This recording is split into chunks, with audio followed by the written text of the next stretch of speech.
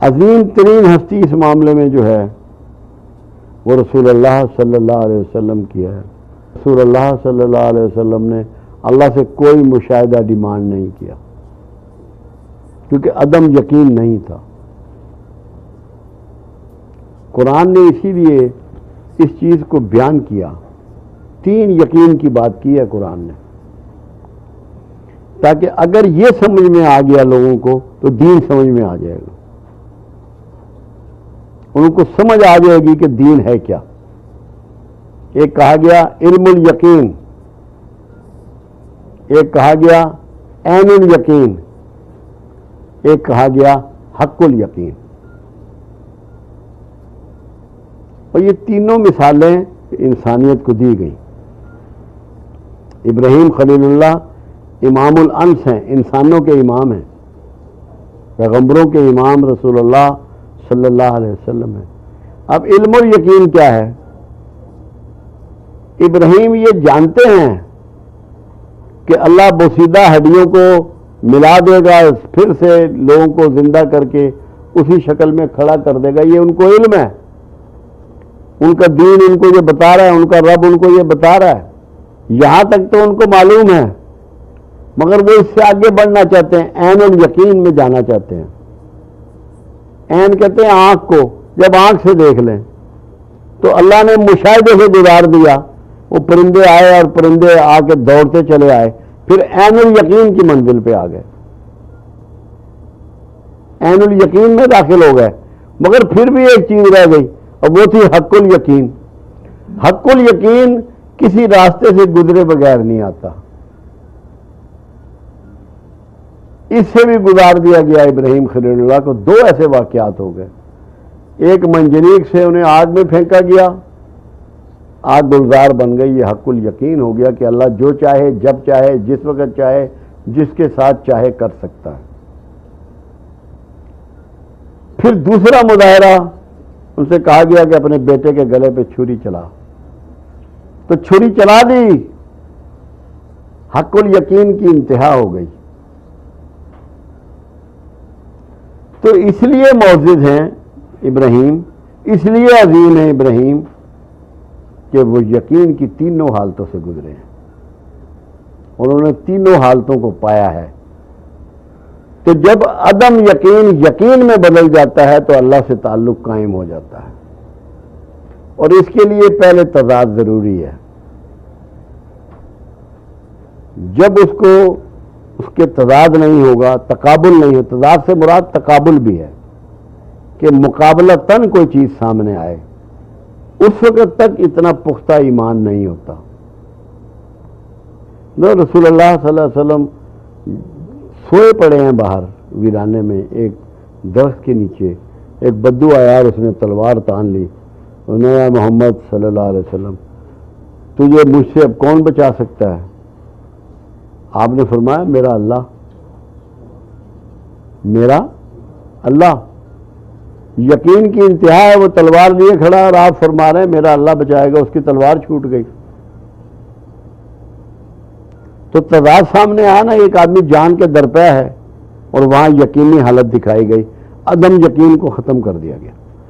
یہ سمجھانا چاہ رہا ہے شمس تبریز علیہ الرحمہ کہ اگر تم عدم یقین سے نکل جاؤ اور تضادات کو چھوڑ دو، تمہارا یہ مکمل اور کامل ایمان ہو جائے اور بھروسہ ہو جائے کہ تمہارے لیے جو پروگرام اللہ نے بنا رکھا ہے، جو تمہارے لیے مقرر کر رکھا ہے، یہ ہو کے رہنا ہے، تو تمہاری بے چینی ختم ہو جائے گی.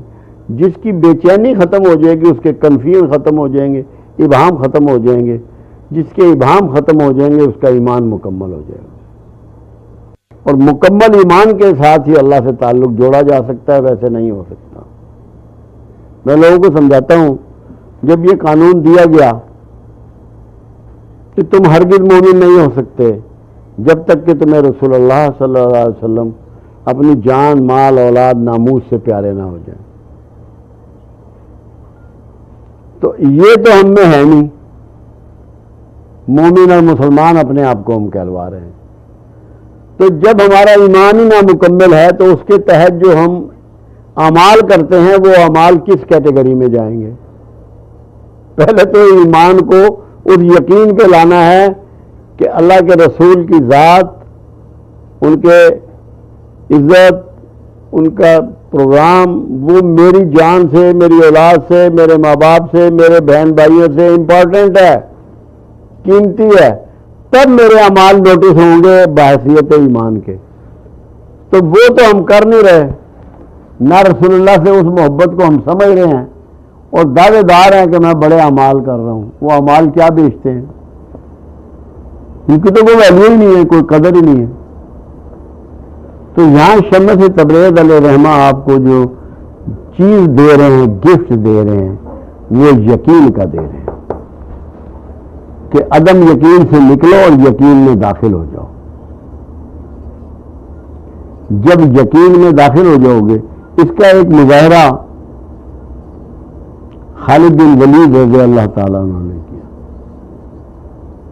کہ جب وہ بکری کا دستی کا گوشت جس کو ایک یہودی عورت نے زہر آلود کیا تھا، رسول اللہ صلی اللہ علیہ وسلم کو دیا گیا، ایک نوالا آپ نے کھایا، تو آپ نے کہا خالد اس میں زہر ملا ہوا ہے۔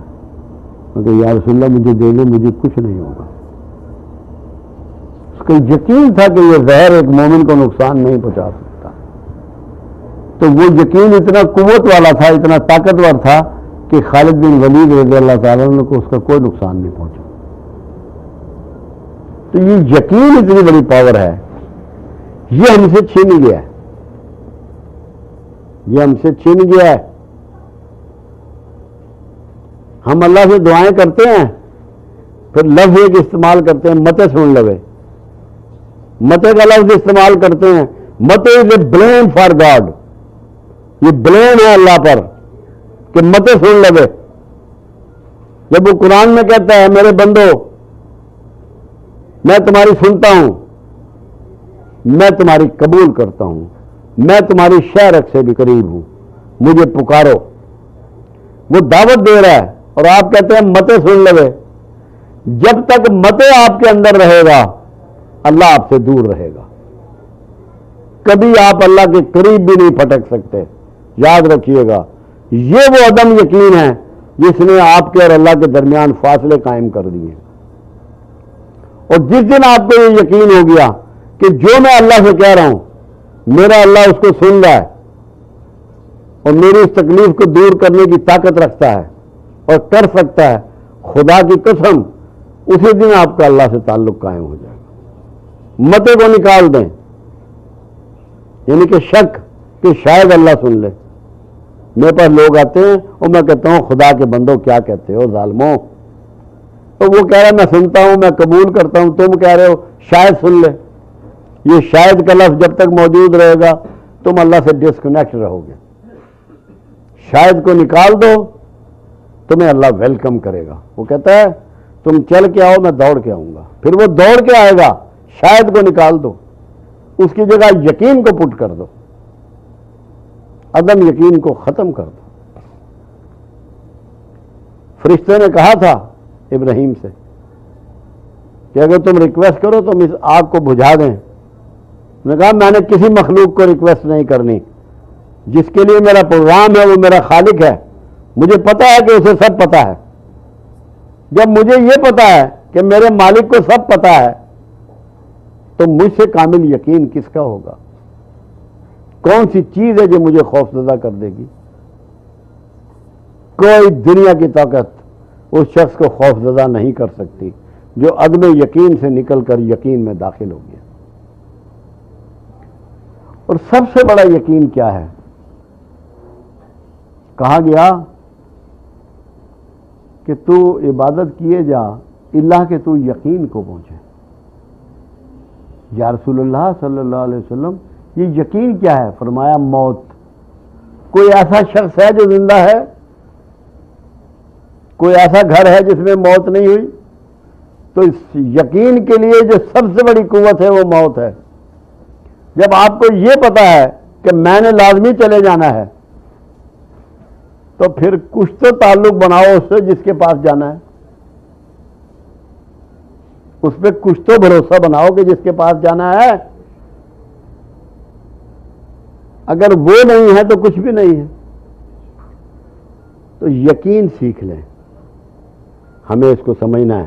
شمس یہی تو پیٹ رہا ہے, یہی تو سمجھا رہا ہے کہ او مسلمانوں, تو مومن تب بنتے ہو جب یقین میں داخل ہو جاتے ہو. سورہ آل حجرات 14 نمبر آیت. اللہ کہہ رہا ہے ان سے کہہ دو, یہ بدو یہ کہہ رہے ہیں کہ ہم ایمان لے آئے ہیں, ان سے کہہ دو ایمان تو تمہارے سینوں میں ابھی داخل بھی نہیں ہوا, تم صرف اسلام لائے ہو. جب ایمان لے آؤ گے تو تمہارے اعمال میں سے کچھ بھی کم نہ کیا جائے گا. تو اس جملے پہ میں نے پھر کہا تھا, جو بات بہت زیادہ پھیلائی, اشفاق احمد مرحوم نے, اللہ انہیں جنت نصیب کرے, میں نے کہا تھا مسلمان وہ ہے جو اللہ کو مانتا ہے اور مومن وہ ہے جو اللہ کی مانتا ہے. تو اللہ کی تب مانے گا جب اس کا بھروسہ ہوگا. ابو بکر صدیق رضی اللہ تعالیٰ عنہ نے ایک بہت خوبصورت بات کہی. کہنے لگے آج سے میں اپنے معاش کی فکر سے آزاد ہو گیا, آج سے میں اپنے معاش کی فکر سے آزاد ہو گیا. اے ابی بکر کیا ہوا؟ اس دن وہ آیت اتری تھی کہ آسمان میں اڑنے والا, زمین میں چلنے والا, زمین پہ رینگنے والا, پانی میں تیرنے والا, کوئی ایسا جاندار نہیں جس کا رزق میرے ذمہ نہ ہو. جب اللہ نے یہ کہا تو ابوبکر صدیق رضی اللہ تعالیٰ نے کہا کہ آج میں معاش کی فکر سے آزاد ہو گیا. ان کا یقین تھا کہ یہ اللہ کا کلام ہے, یہ اللہ کی بات ہے, جس میں نمبر 2 نہیں ہو سکتا. امپاسبل ہے کہ ایسا نہ ہو, اور خدا کی قسم آج تک یہ ایسا ہے اور قیامت تک یہ ایسا رہے گا. میں نے اپنی ان گنہگار آنکھوں سے کروڑ پتیوں کو بھیک مانگتے دیکھا ہے اور بھیک مانگنے والوں کو ارب پتی ہوتے دیکھا ہے اس چھوٹی سی زندگی میں. یعنی کوئی یہ ڈائلاگ نہیں ہے یا سٹوری نہیں ہے, دیکھا ہے, مشاہدات ہیں زندگی کے. تو جس کو اللہ سے تعلق چاہیے, ذہنی سکون چاہیے, راحت کی نیند چاہیے, اطمینان قلب چاہیے, اللہ سے تعلق چاہیے, اپنے یقین کو درست کر لیں. جس نے یقین کو درست کر لیا وہ دنیا کے کامیاب ترین لوگ ہوں گے. بھروسہ اللہ پر, بس اللہ کے بھروسے پہ جو رہے گا. جیسے عیسیٰ علیہ السلام جنگل سے گزر رہے تھے, جو ان کے ساتھ ان کا ملازم تھا یا حواری تھا, اس نے ایک پوٹلی پکڑی ہوئی تھی ہاتھ میں.